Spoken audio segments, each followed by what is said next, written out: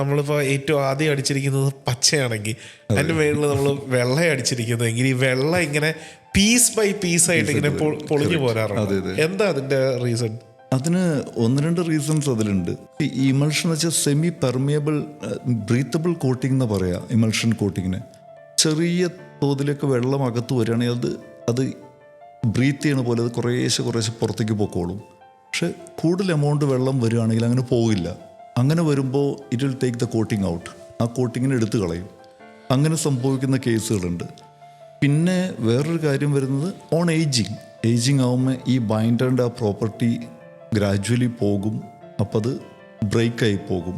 അന്ന് പച്ച അടിച്ച ഫെയിൻഡർ ഭയങ്കര അടിപൊളിയായിട്ട് പെയിന്റ് ചെയ്തു. പച്ച പോരുന്നില്ല.